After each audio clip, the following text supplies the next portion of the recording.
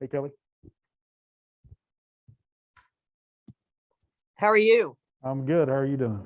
Fantastic. Good deal. Thanks for joining us. Oh, thank you. I'm hoping this makes me excited about going back to college. Are you coming back to college? Not unless I really have to, but it's as I'm going to take advantage of this opportunity to get back in the classroom for at least an hour. Good, good. Cool. Well, if you don't mind, I think what I'm going to do, we got the class is mostly here. We're going to get started. I have a video that I wanted to show, and I'm having trouble getting it downloaded, so I may have to go to my YouTube page and see if I can get it there. So give us just a second. No problem. And I want to switch counts to, this is going to take a minute.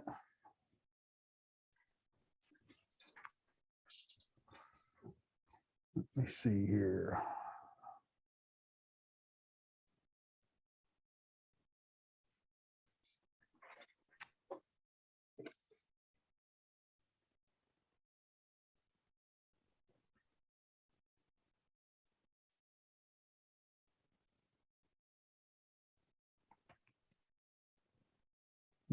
Hmm.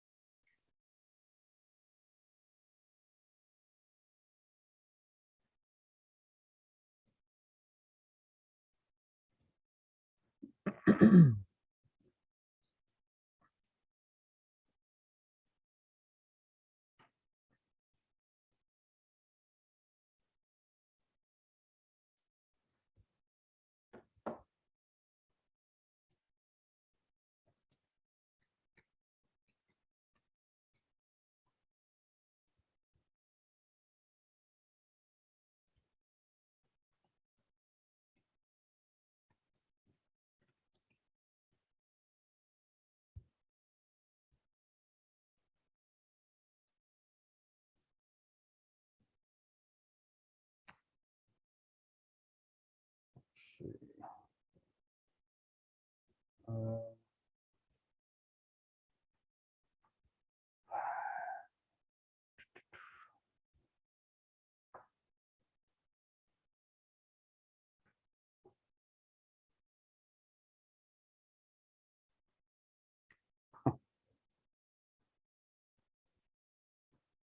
Well, what a bummer.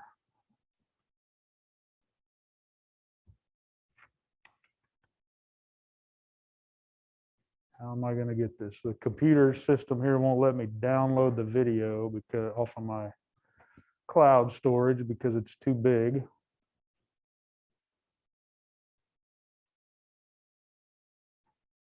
Let's see.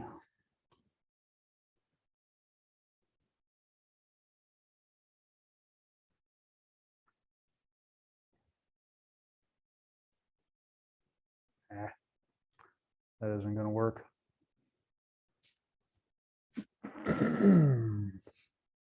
Well, Kelly, apologize. I'm going to have to take 5 minutes and run upstairs and get that video on a jump drive and bring it back down here.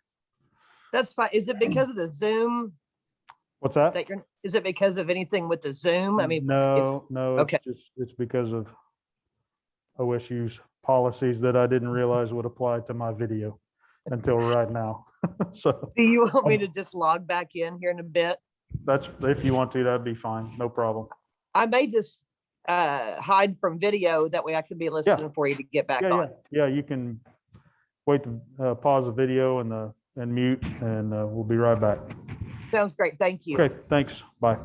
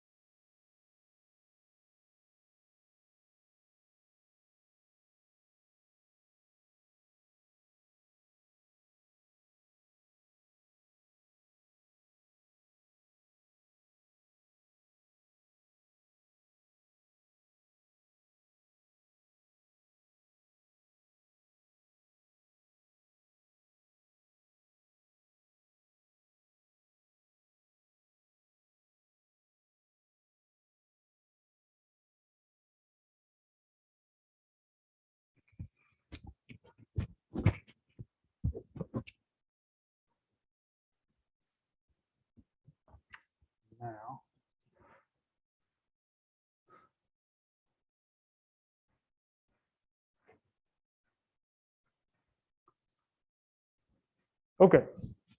I think we're ready now, hopefully. So, guys, I apologize for the delay and the technical difficulty there, but I appreciate your patience. I think we got this ready. You might have seen Kelly Payne on the Zoom with us. So she's joined. Kelly is the general manager of Oklahoma City National Stockyards and an alum of our department. Very involved, very supportive of OSU animal science, and is a real leader in the beef industry in Oklahoma. I'm going to let her in a little bit. Probably, well, I don't know. Kelly, are you there? She may have stepped out. When she gets back, I may let her. She could give a brief introduction of herself here in a minute. But what I want to do today is show you a little bit about Oklahoma City National Stockyards, some of the history associated with that, discuss some of the things that go on there, and some of the aspects that are important to stocker and feedlot cattle production at Oklahoma City. Has anybody ever been to the sale barn at Oklahoma City? Several of you. If you haven't, this will be kind of probably new and interesting for you. If you have, maybe you'll have some other information you could share with us as well, right? Normally in this class, we would take a field trip down to the sale barn and have this discussion in person, but obviously this year we can't do that. So I just was down there about a month ago and took some video, not too great a video, but we'll just kind of play this video for a little while, and I'll kind of talk to you. If you guys have comments about what's going on or questions, you can we can talk about that, and Kelly can jump in anytime. Kelly, if you're there, can you see the video? I can. Okay. Do you want to give a brief introduction of yourself, Kelly, before we get started? Since I'll just let you, since you're here, you can kind of comment as we go along too. Sure. No, this is great because it's always nice to see this from someone else's perspective, since I get to see it daily. So Kelly Payne, and thank you for the very kind introduction, Dr. Reuter. That's I owe you $10 for saying nice things about me. Just let us keep coming. It's been really a challenge, as you all know, and nothing more challenging than being a student during this. But it's an event I look forward to every year. Any tour group that comes down, so this is kind of fun to be able to do this a little bit different. But the Stockyards was founded actually we're in our 111th year this year, and so.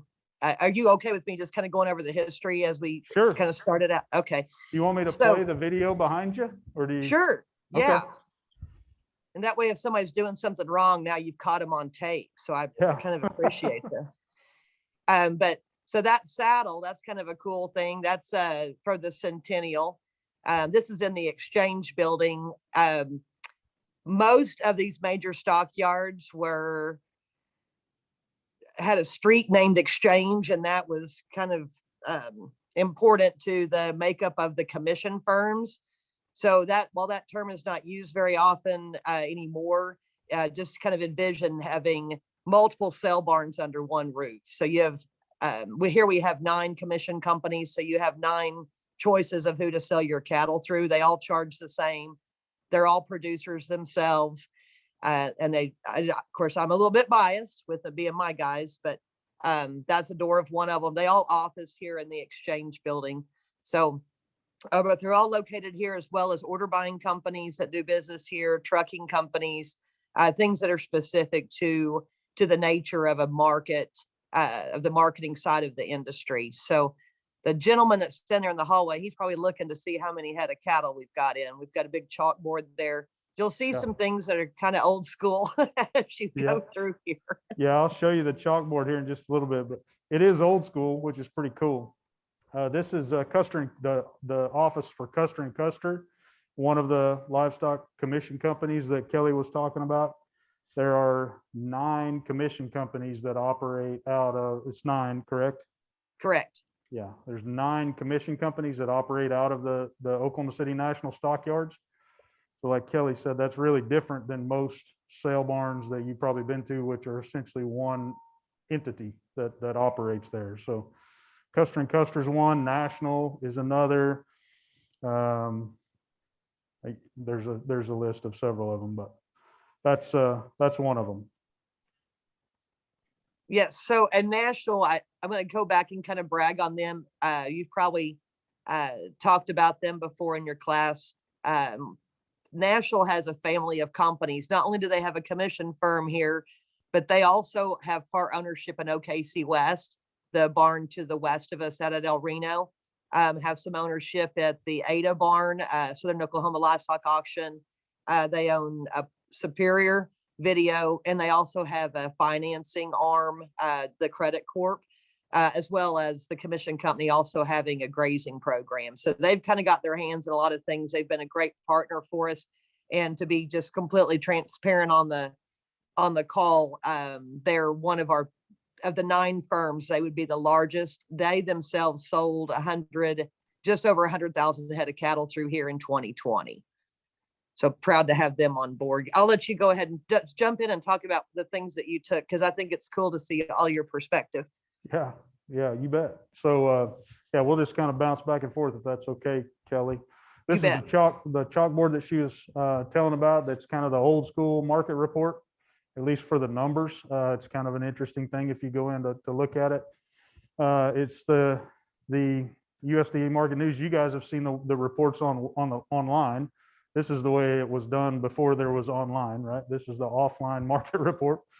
It shows the receipts for 11 terminal markets, and it's probably hard to see down the left-hand side. There's several markets there, cities where cattle and hogs were sold direct to packers. So the terminal markets means they're going to slaughter, right? And so you can kind of see the reports there. Some of the cities are interesting to look at because nearly every one of those, like Omaha, what are the other ones? Kansas City. Those are some of the big ones. Fort Worth, they have, and then there's some in Chicago, different places. Most of those cities that were important livestock markets 50 years ago have completely ceased all operations, right? It's just a city now. Oklahoma City, as far as I know, is essentially the only one that still operates as a livestock market. And Oklahoma City National Stockyards is surrounded by Oklahoma City, so it's in the city. And there's some neat stuff down there in Cowtown, restaurants and stores and things like that. But it still retains some authenticity because there's actually cattle. There's probably 500,000 cattle moving in and out of there every year. So I don't know, Kelly, if you wanted to add to any of that. No, you're spot on. So I'm sure you shared with the class that you grew up here the same way I did. So so I'll be 45 all day. I have no problem dating myself to future alums, because hopefully they'll be sitting in this seat one day too and being able to give tours. When will you be 45? In June. Oh, you're way older than me. Am I? Well, thanks. I'll be 45 in July. So. Oh, okay. I'm feeling a little bit better about it. But as with the two of us kind of growing up here, and Dr. Reuter's father being a cattle buyer, and my dad's a buyer, but he also has one of the commission companies. And so what we've been able to see is, not much has changed on the inside of the arch that you come through when you come to deliver cattle and do business here. But certainly the district has been revitalized out front, and it's a cool opportunity for us. We have started marketing the district and the yards together, just because we've seen an increase in restaurants and retail opportunities. So when these folks are sitting in their pickup on a Sunday morning and they're at the interstate, because the line is backed up so long during the wheat pasture run, the wife will actually go shop. So I don't know, we're trying to make it better for everybody, but it's a heck of a deal. As a nod to what Dr. Reuter said, last year we sold 436,000. There have been years where we have sold 1 million head in 1 year. We were fortunate though this year to be a layover for the Cattlemen's Congress, and that actually increased our reach. I always like to play with reach for marketing purposes, but one of the things I think is really cool is how many states we touch in a year, whether it's through a special like a purebred sale or just regular week in and week out commerce. With the inclusion of Cattlemen's Congress, we've now touched just this year 43 of the lower 48 states, and let's see, we've had two different sets of cattle come in here from Canada. So it's a pretty neat deal. I'm very proud of it, and to see all the folks that kind of come in and still hold it in high regard. So I'll let you continue on with your video as we're chit chatting. That's awesome. Something interesting here, current events. We took this video in March. Mariano and I were down at I can't remember which week in March, but it shows about 9,000 cattle on the yard that week. So that's pretty typical for the size of runs that they have at Oklahoma City. If you look, it always states a year ago how big the run was a year ago. And if you look, it's like 1,100 cattle or something. And that was probably the first week of COVID, when I would imagine, I don't know, I guess you weren't shut down, but I would say right when the COVID quarantine stuff kicked off, you can probably see that in March, because that would be an extremely unusual number to see in March of only 1,100 cattle. Yeah, you're spot on with that. For that week, that Monday and Tuesday, we sold like 1,323 head. The market disruption was just absolute chaos. None of us on this call had ever been through that before, but we did stay open. We felt it was important for those farmers and ranchers to be able to get a check. Obviously, the market was pretty sour. That next week, we had, I believe, 1,800 over a 2-day sale. Just still barely, I mean, it doesn't pay the light bills. I certainly don't mind sharing that with this class. But then we started kind of picking back up, with the 5,000 head run, et cetera. But I actually just pulled some figures this morning, so they're kind of top of mind with the cattle on feed report that's coming out. One of my buyers that's also an OSU alum, and I call him my resident economist. He texted me this morning wanting to know this March versus last March in receipts. Last March for the whole month, and we actually had 5 weeks of sales, was 25,617, I believe. And this March was, let's see here, this March was 52,000 and some change. So over double the amount of cattle for 2021 versus 2020. And that's very telling.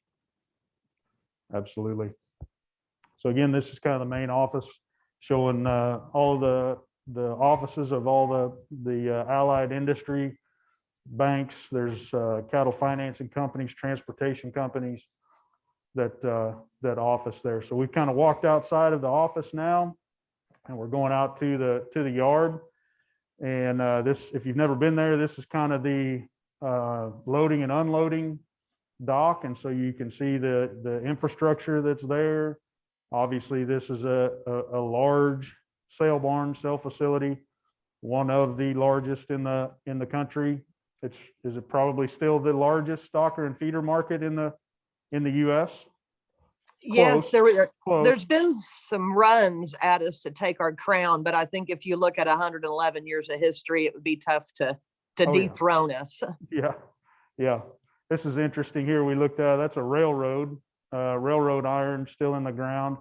And what you can see back in the long history here, cattle would come in on rail, come into the market here, and could go out on rail. And actually there were slaughterhouses basically right around this sale barn, and often cattle would come in on rail, and the slaughter companies would buy the cattle.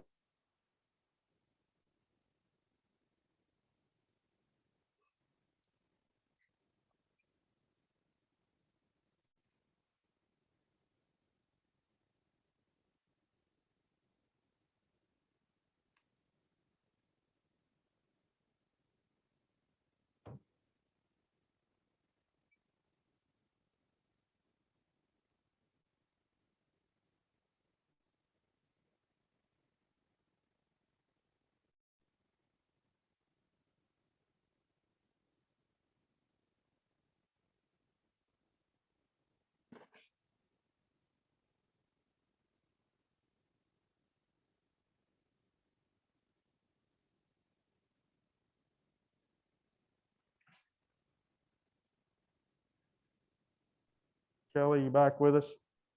Yes. Okay.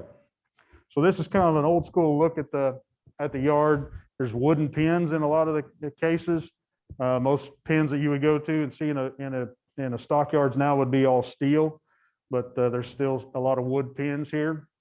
And the way they have the yard organized, I believe this is correct. The cattle on this side of the yard are cattle that are for sale, that are going to go into the sale ring to be sold, and they're kind of arranged in alleys according to the commission companies that are representing those cattle.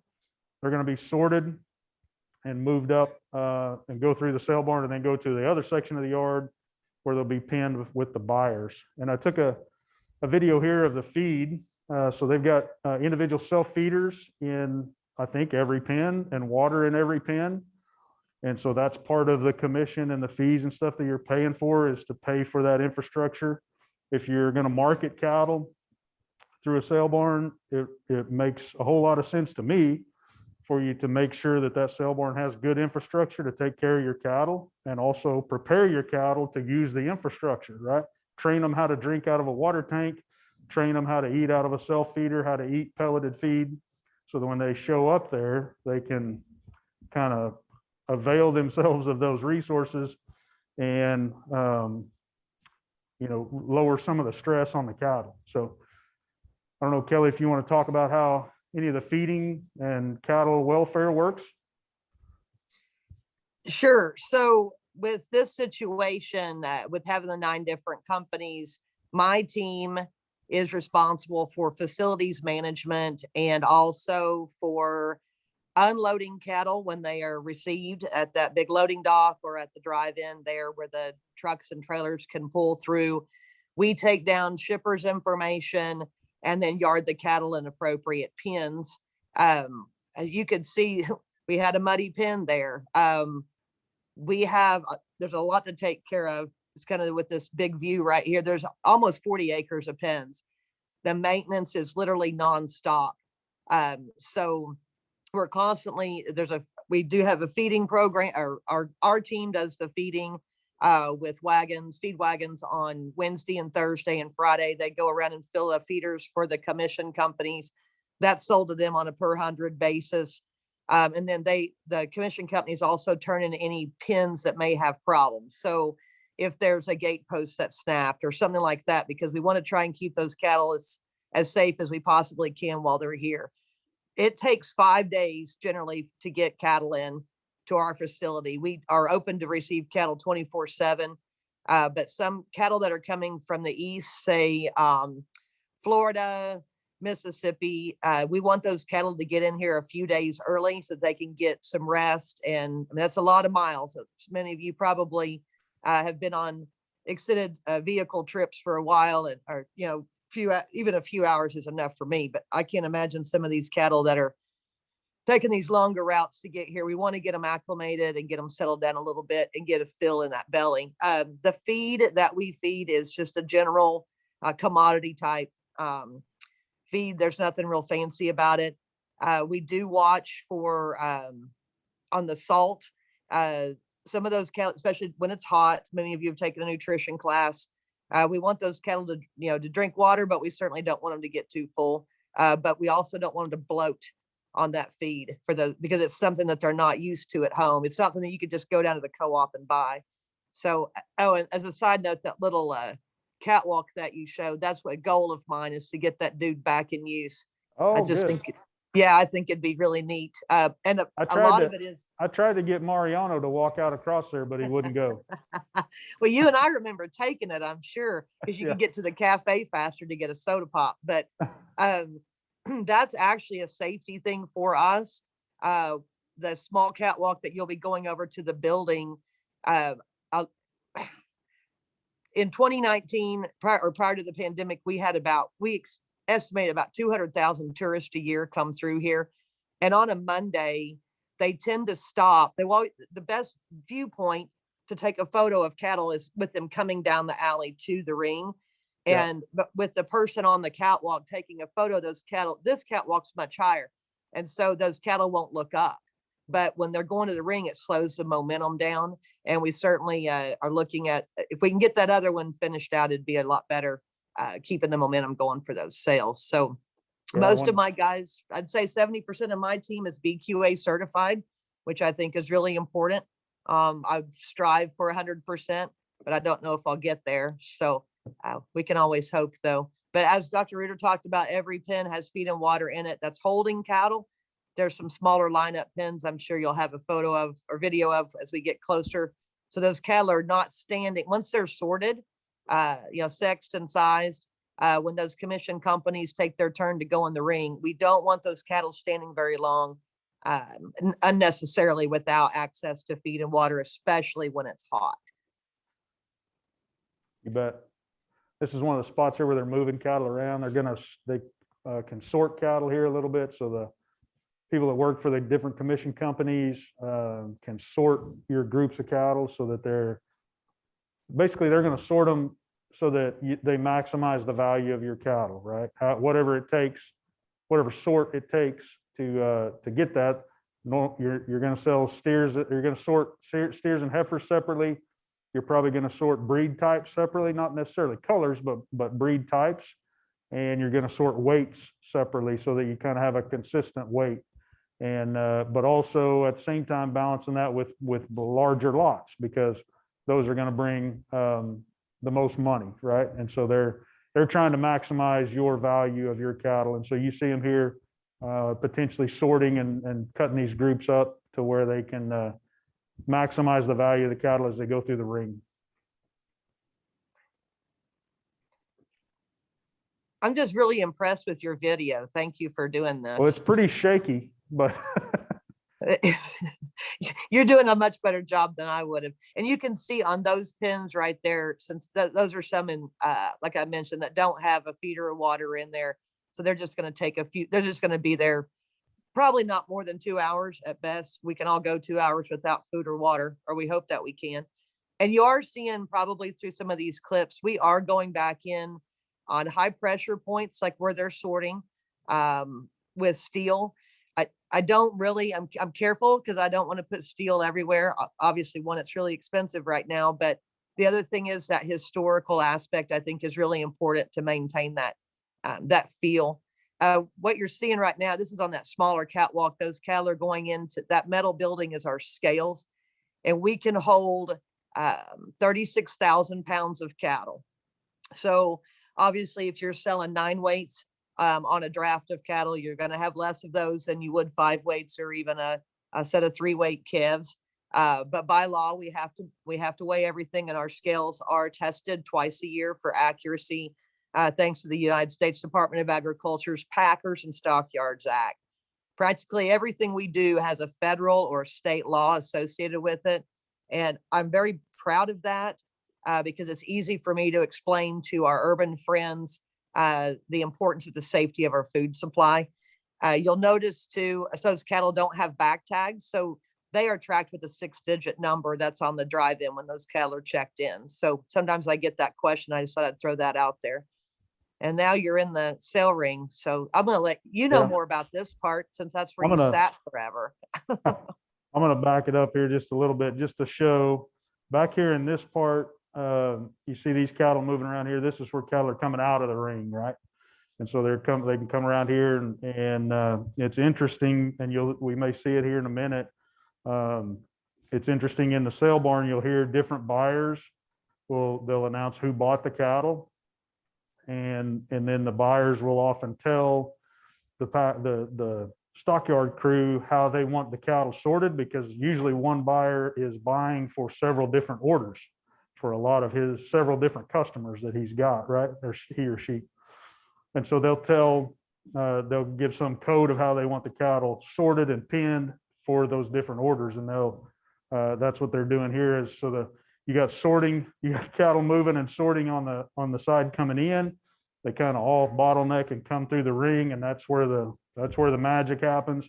And then they go out the ring and they get sorted and repinned and moved all around again. And so they're, like Kelly was saying, one of the, it's a full-time job just keeping up with where cattle are and who belongs to who and who gets paid for who and which weight went with which head and all those kind of things. Just just the inventory and accounting of the cattle is a full-time job. It's organized chaos. So if you if you like working in that environment, then a sale barn is a good place to go to work. So And we are hiring. I'm going to give a shameless plug. there you go. There you go. All right. So yeah, the next part here, this is inside the ring. This is probably familiar to many of you. This sight of seeing cattle go through the ring and hearing them sail. And I may turn up the volume here a little bit just so you can hear it.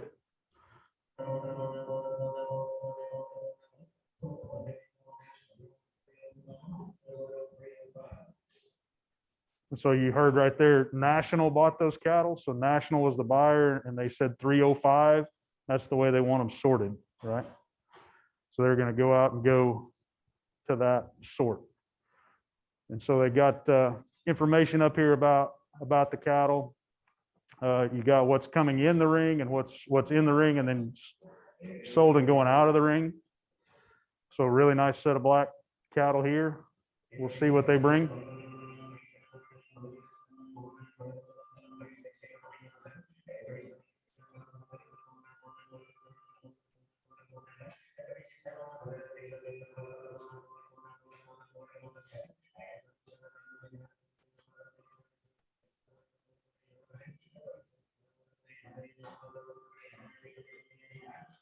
So those cattle weighed, looks like they weighed 712, really nice black steers. And so they brought 139.50, right? And they're out and the next group is in. And here's like some cuts off of them, right? These look like heifers. So this is maybe the same buyer, but a cut off of those that didn't match the other group. If these would have been in the other group, the price of the other group would have been too low, lower. So we're going to sell these separate to maximize their value. Yeah, 125. See, they were lighter, but they were heifers, I think. And so they're priced quite a bit lower.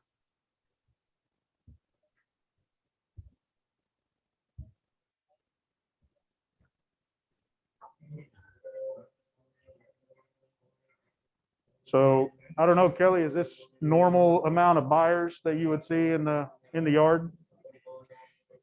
Yeah, that's about right. And they can have multiple orders. You may have a buyer in there that has an order for calves to go back to grass, as well as having a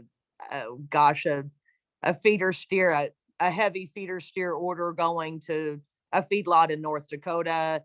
And he may also have a 7-weight heifer order for another feedlot in Nebraska. It's really incredible, the buying power that's in that building. And it's been like that for a really long time. I'm probably just as pleased with that or as anything. I love to brag on the buyers because they joke with me that every time that door opens, you never know what's going to come through there. And a lot of that has to do with, the different parts of the country that we get cattle from. But there's somebody in those seats week in and week out that has a home for anything that's dropped off. It doesn't matter if it's, a little set of roping calves or, some heavy feeders. Tuesdays are a real treat because we sell singles on Tuesday. And boy, oh boy, if y'all want to see kind of a zoo from time to time, come on down. But Mondays are a lot more fluid. It's a minimum of 3 head in a draft, and that's just for efficiency. In my lifetime, I've been in this position for 2 years, but as a kid, when there was a lot more folks running cattle on wheat pasture, and folks that would have been buying those as stalkers and putting them together, I remember seeing a draft of, probably 1,100 head off of one owner, and they literally just caught weight and kept that outbound gate open until all of those were sold. And to me, I'm fascinated by that still to this day, that all of that can happen. You've worked all year on this set of cattle, and within 15 minutes, it's over and done, and you're headed back to the barn, to the main building to get your check. It's really incredible. Yep. And for for somebody to bring cattle like that, a set of cattle like that, or even if it's just 20 calves that's your calf crop, but you've worked all year, right? And spent time and effort and everything that you've done all year long. And like Kelly said, you're going to get paid for that whole year in 30 seconds, right? And so you need to have a lot of confidence in the people that are selling your cattle and marketing your cattle, that they're doing everything right so that 30 seconds is right, right? If they don't have buyers in the seats, if somebody messes up a weight, if somebody slams a gate on somebody's head and breaks a leg, whatever, that can mess up your paycheck for the whole year. So that happens in 30 seconds, and it might be the most important 30 seconds of the year for you, right? And Dr. Ritter, that's a good point. As many new customers and as many customers as we have from fairly distant locations, when I get a chance to talk to a new customer, I always encourage them to build a relationship with that representative. And this goes for even a single owner barn, your local barn in your community, or selling here, because whenever that gentleman that's in the ring, like this one, the guy in the green vest, he is there, he is going to be your face. So he wants to be able to tell your story that these calves are 60 days weaned, 2 rounds of shots, guarantee the heifer's open, etc. Bunk broke. They may be an Angus link, Angus source, and something like that. That person, they're going to work hard for you. So the more information and the stronger the relationship that you have with that representative, the better your experience is going to be. You bet. That was a good point to mention. The guy there kind of standing on the ground in front of the auctioneer stand is the representative of the commission company that's selling these cattle, that's representing the cattle. And we may be able to catch a little bit here. If I turn the sound back on, you could hear some of the things that he's saying about the cattle.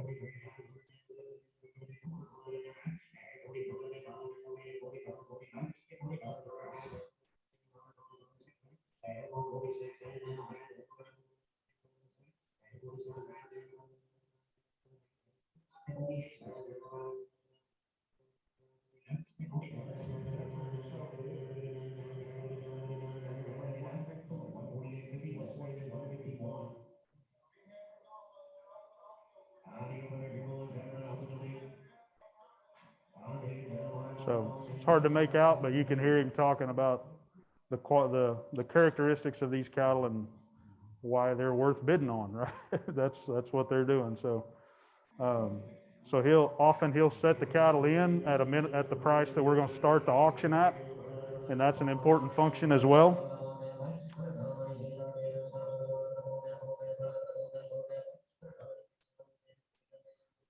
So you can kind of see some of this information that's going on here. Another interesting thing, obviously, this is the auctioneer. These ladies work for the stockyards as well, and they're recording and keeping track of the prices and who's buying and things like that. And they actually have, this is an interesting thing, kind of old school too, but it's got a video camera on this stand right here above those cards that she's writing the information on. And that's live, it's live feed to this monitor that everybody in the auction barn can see, right? And so basically, if you're buying the cattle, you can watch right there what she's writing on the tickets and make sure everything's how it's supposed to be. If you got to say, oh, there's a mistake, you can see it right there and call in and get that straightened out. So we switched auctioneers here, and this is a different kind of cattle, but we're going to go sell some different cattle. So let's we can play a little game here maybe.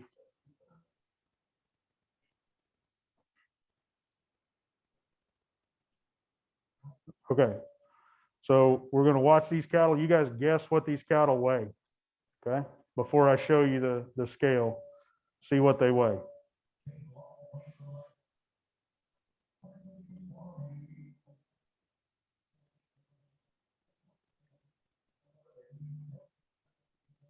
What do you think they weigh? 6? 5?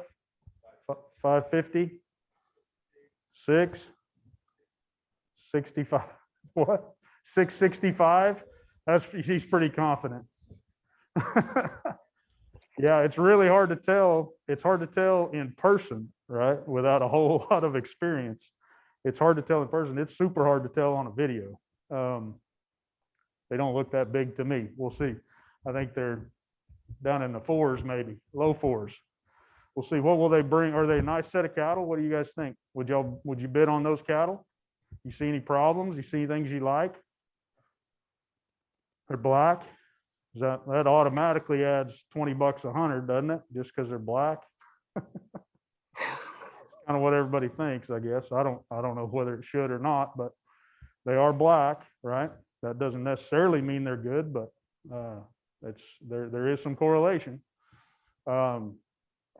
Yeah, there's some mixed colors here, so there's blacks and reds, but pretty nice little set of calves, I would think. I sure don't see anything there that I wouldn't like to have in my pasture or my feedlot pen. So yeah, I would say they're a nice set. What will they bring? What would you bid on them? I don't know, but I'm gonna guess 420. I don't know what they weigh. I don't think they're 6. What do you want to bid? I can't do an auctioneer voice. I'm sorry. 140, 145, 150, 160, 70, 80. You're going to bid 80? Sold. Back 180. They probably won't bring 180. We'll see. Kelly, do you know what they would bring? You probably know exactly what they weigh and what they bring. Oh gosh, way to put me on the spot here. So all right, I've we'll been- just play the video, and then you're not on the spot.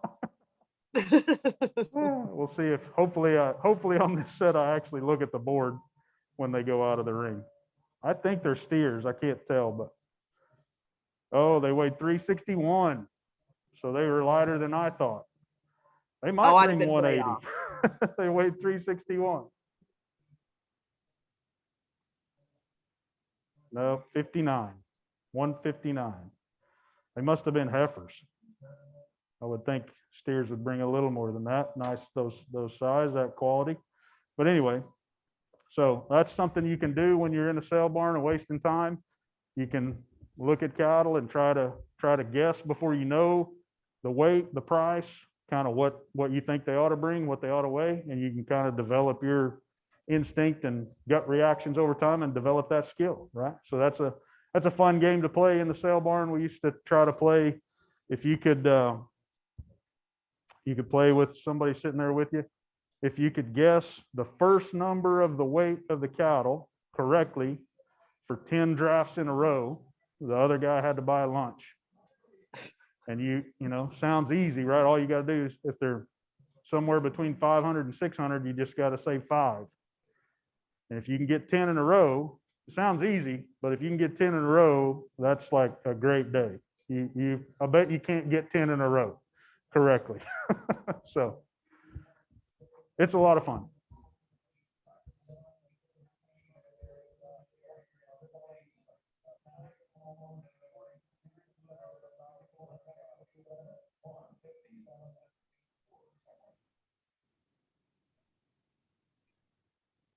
I think I was explaining there to Mariano that, you know, we just right there, we just watched $43,000 worth of cattle go through the ring. And so it's, you know, it's crazy for, I'll get on my soapbox now, Kelly. I'm sure everybody in that barn would agree with me. It's crazy for how much money we in this business handle and go through, how little of it sticks in our pockets, right? It is a tremendous amount of money that we handle, and the margin on that is super small.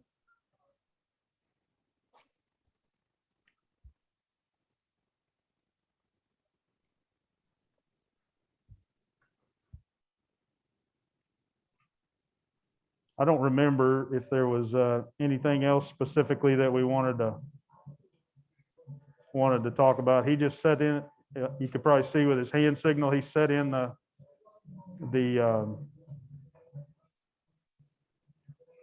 price of those cattle.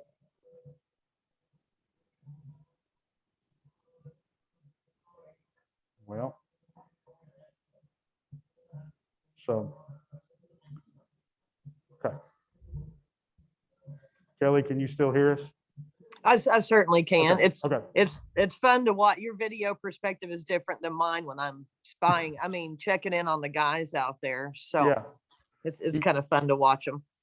yeah. You probably don't stop and watch the cattle sell very much. No, I'm usually putting out fires somewhere else, but that's Yeah. okay. It's incredible. No, you're right with the amount of dollars. That's one of the things I'm really passionate about is educating like our, as you mentioned before, we're right here in the middle of Oklahoma City. And even though we're an unincorporated area, I take it upon myself to educate our city leaders or county leaders, even state representatives and federal, about the impact. You think about 436,000 head of cattle last year going through here. That's about $400 million. But yeah, how much is left after you pay the co-op and the vet and the banker and everything else? So it's a tough industry. And honestly, how much of it is still done with the handshake is Yep. really incredible. Yep.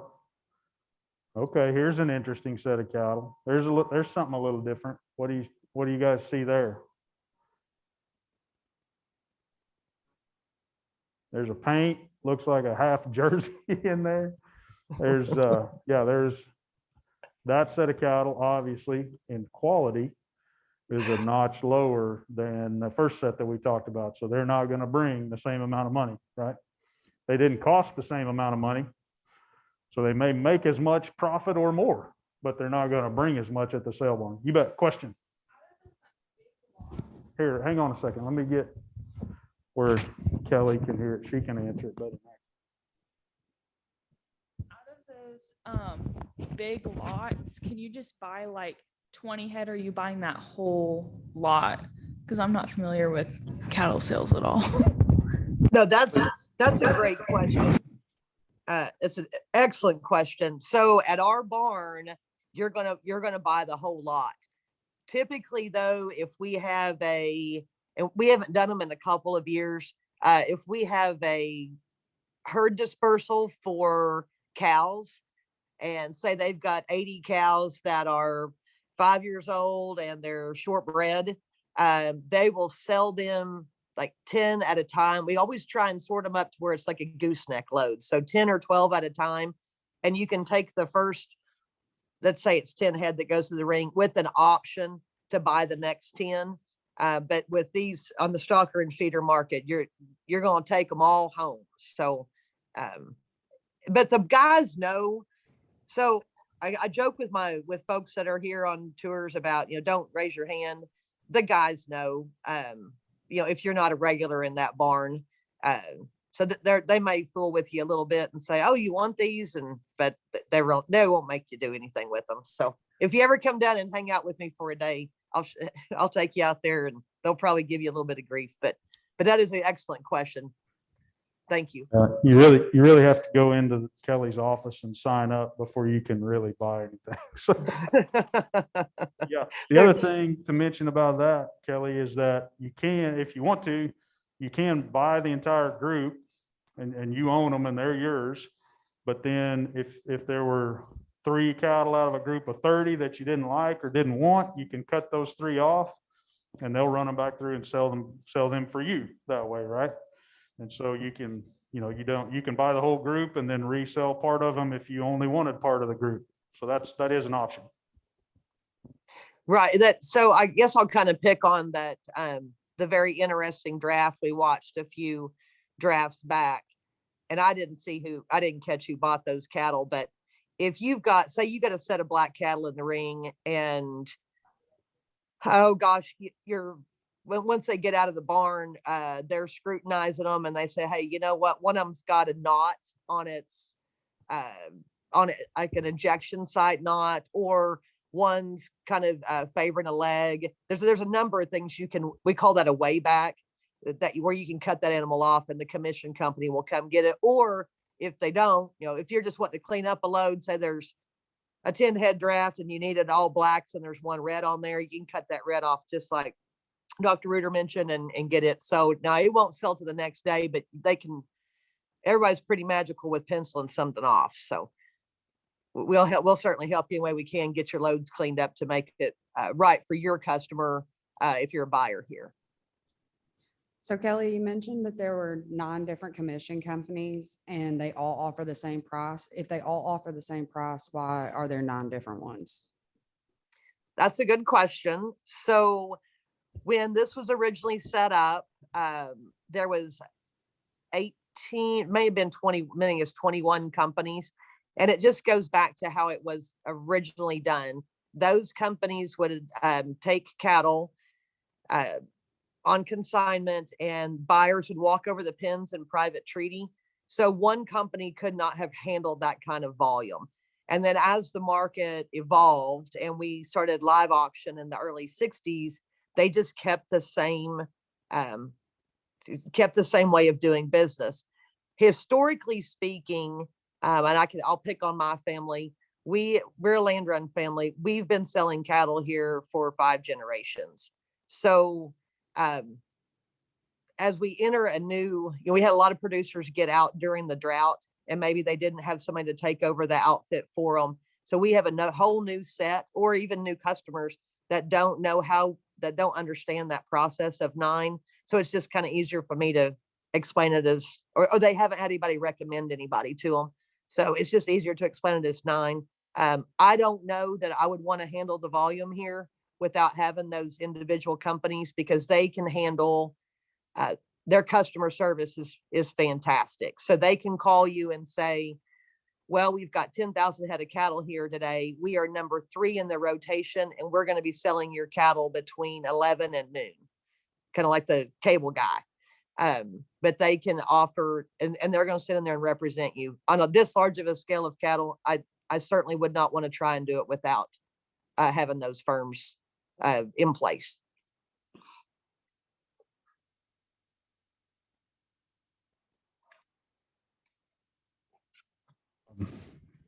We'll take a couple more questions here in just a second, but Kelly, I've got a friend here, Mariano Mangini is a visiting scientist from Argentina.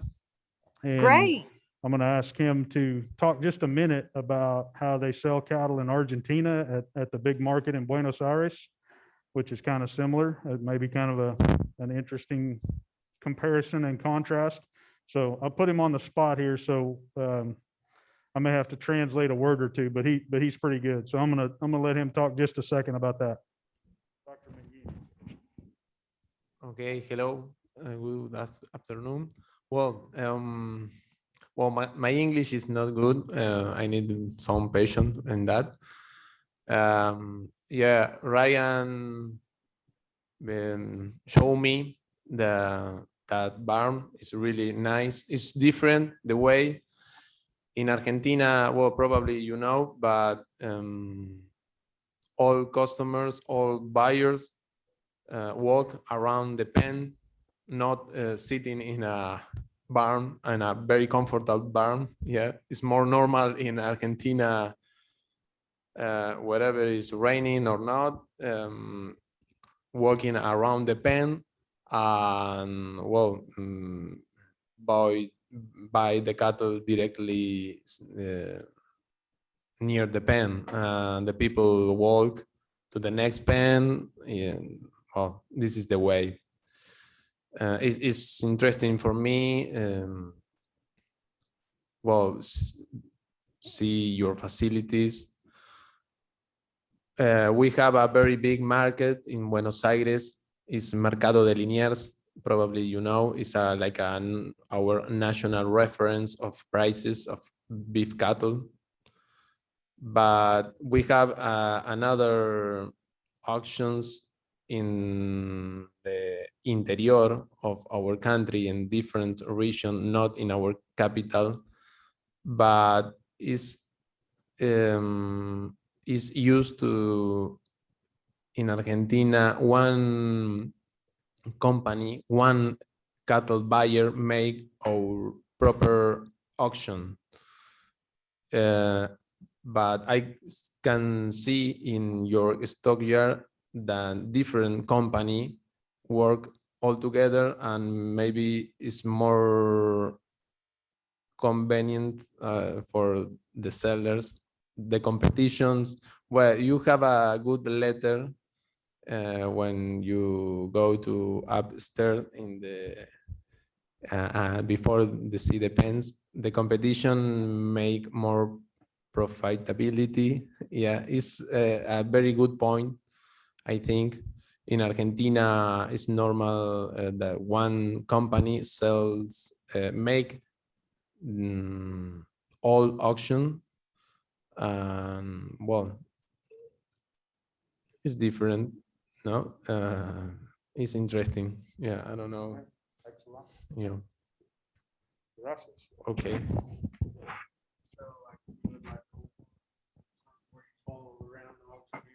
Yeah, that's what he was, yeah, that's what he's saying is that, that used to happen at Oklahoma City, right, Kelly, back before you built the auction ring, the buyers would actually go around to the pens and buy cattle in the pens.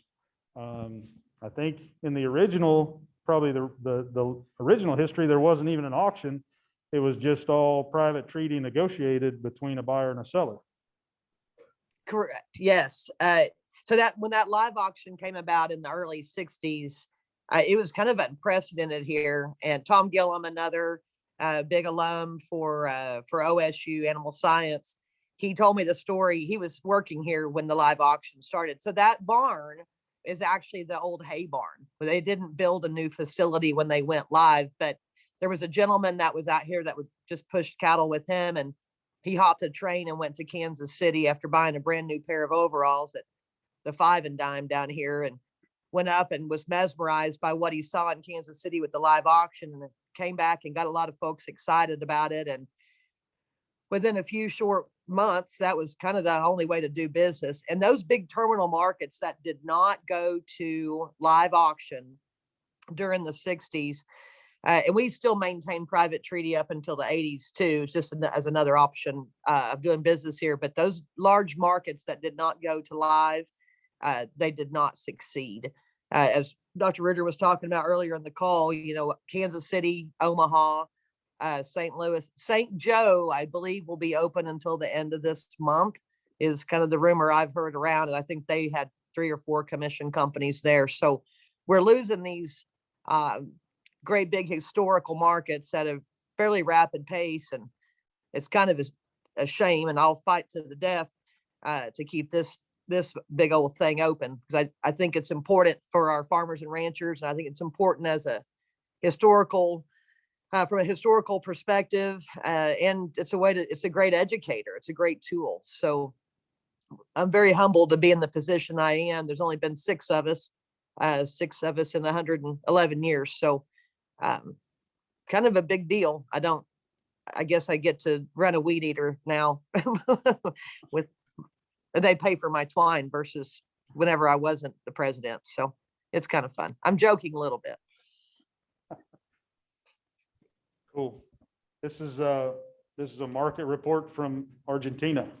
So this is cattle prices in Argentina a few weeks ago. And it's kind of an interesting comparison. One of the interesting things, they sell the cattle, most of the cattle in Argentina are sold by the head, not by the weight. So they pay 4,000 pesos per head for this animal, or, they just bid. So most of them are sold by it. We sell cows by the head like that, sometimes baby calves by the head, but all feeder and stocker cattle are sold by the pound. Argentina, mostly everything's sold by the head. So it's kind of interesting. We were doing some currency conversions, Kelly, and we think cattle are about 1/3 the cost in Argentina as they are in Oklahoma City. So we're trying to figure out the transportation costs from Buenos Aires to ONSY. But I love it. we're gonna have some trader cattle come in and make some money. So That's just fine with me. I would love to go and actually see the sale down there. It's actually on my bucket list, and hopefully I can get down there one of these days. I'm mesmerized by it. Of course, yeah. any Well, vacation for me includes a sale barn, so I'm a little bit weird that way. Well, I'm going too. So maybe in a couple of years we can go, and Dr. Mangini show us around and translate for us. So that would That'd be great. just real quickly, guys, if you got other questions, we can shout them out, but I just had a couple more pictures here. There's Cattleman Steakhouse is down there in Oklahoma City, right by the stockyards. If you've never been there, you should go. These are some of the pictures of the historical stuff that's on the wall in Cattleman's. It's a great place to eat. This back, the Hereford room back there, a big lighted mural of kind of some old school cattle pictures and an old school restaurant there that's still operating and still very good. And so we'll exit out of that, or we can kind of let it run, I guess, in the background and answer any other questions or comments or anything that you guys came up with. Somebody else?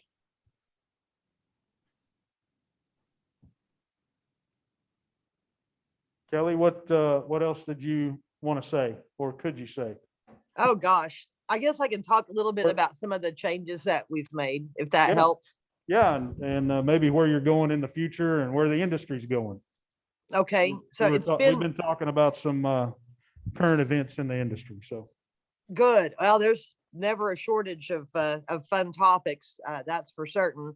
So something that was really exciting to us back in April of 2019, Jeff Mayfie, many of you are, if you don't know him, you certainly know his wife, Dr. Gretchen Mayfie there at OSU in animal science. Jeff is with the Angus Association. He's a regional rep and covers Kansas and Oklahoma. And he and I had sat down after a Cattlemen's Leadership Academy meeting, and he was asking me about what kind of a partnership would the stockyards and the Angus Association, what would that partnership look like? And so there's a couple of things that came out of this.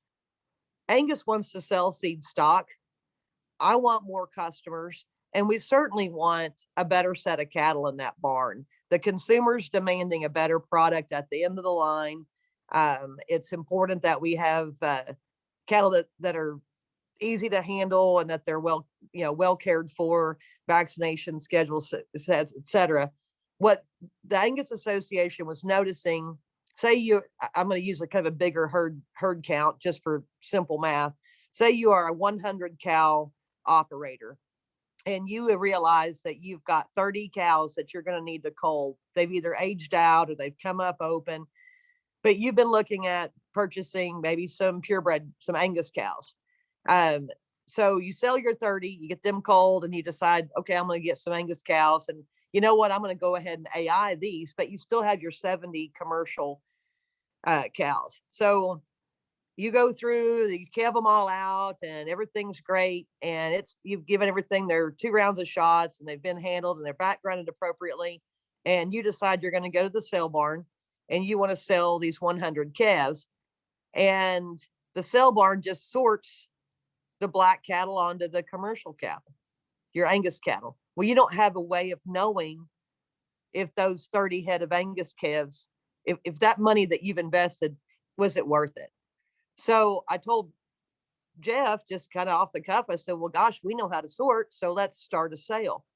The winter, December 2019, we did our first ever Angus turn. So just kind of a showcase of strictly Angus cattle. At that time, since we were just getting our toe in the water, we just wanted to have 30 days weaned. We've since jumped that to 60. Our first consignment had over 600, about 650 head for that first sale. And the dollar figure on that was incredible. They were seeing those cattle that were handled appropriately were bringing anywhere from $8 to $10 a hundred higher. Well, that got us talking and thinking. So we set another sale up for August of 2020. And obviously, we are all familiar with the price disruptions, market disruptions we had in 2020. We knocked it out of the park. Had over 1,200 head consigned for that. And what we were seeing, we put a 60-day weaning window on those. But we also, we encourage people to be Angus Link or Angus Source enrolled. Well, those dollar figures started really inching up. One of our customers, the Pifers, out of Mulhall, they brought down believe it was around 25 steers. That's what they wanted to just test that special Angus market. The data from those 25 steers, they actually use that in their, to promote their purebred sale. So they sent out kind of a letter to all the previous buyers saying, hey, our cattle at this Angus sale that Oklahoma National Stockyards is doing, here's our genetics, here's how we handled the cattle. And they brought $16 more 100 than their counterparts. So, and then we had another one in December and had over 3,000 head for that. So it just keeps growing. But the feedback I'm getting from the buyers is that they have confidence when that Angus turn starts. They can sit back in their chair.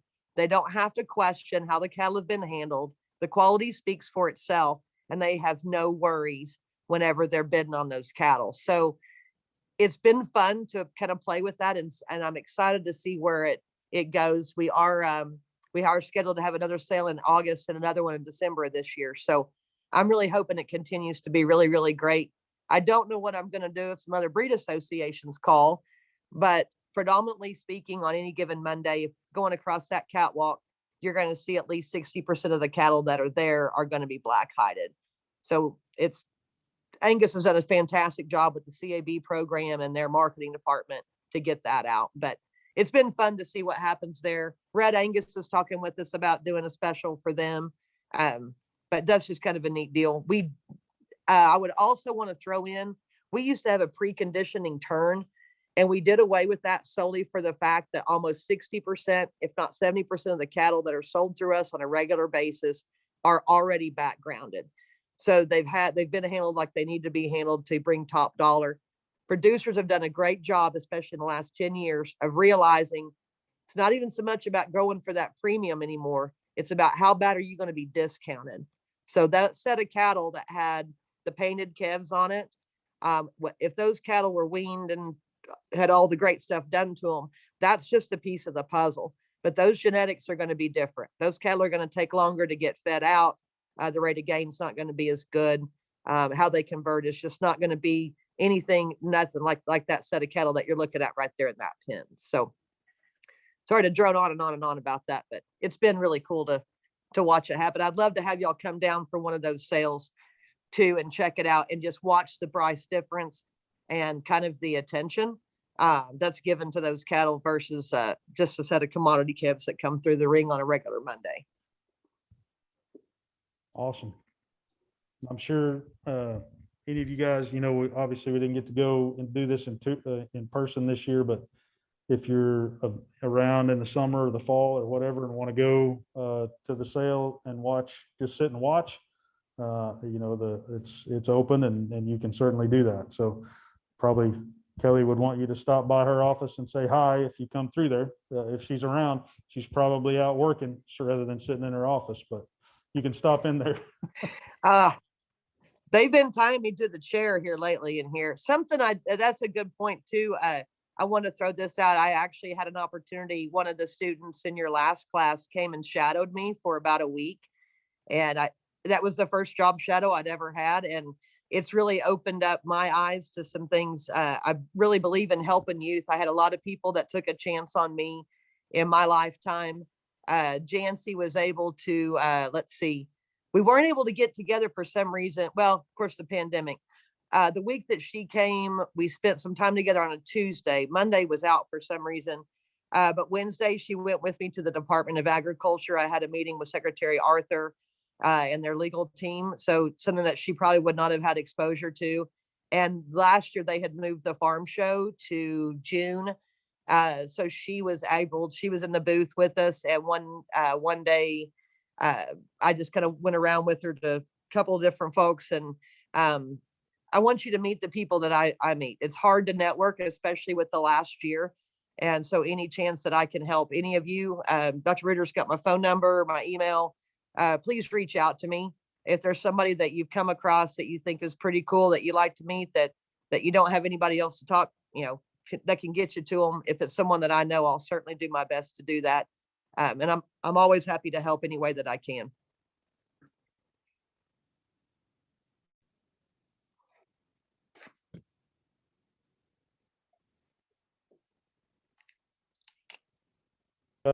Did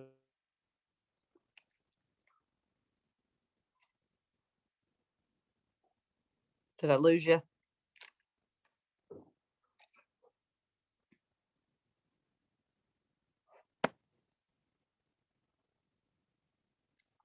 Okay, now you're back. Oh, good.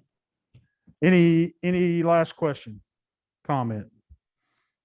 Okay, well, that's kind of what I had for you guys today. So appreciate you coming, appreciate your attention. If you would thank Kelly for spending an hour or longer with us here today. Kelly, thank you. You bet. It's always an honor, and I wish I could be there in person. But I'm sure our paths will cross before too long. So y'all You bet. holler at me if I can help you out anyway. We will. All right. Thanks, Kelly. We'll see you later. Thank you. Thank you all. Bye-bye. Bye.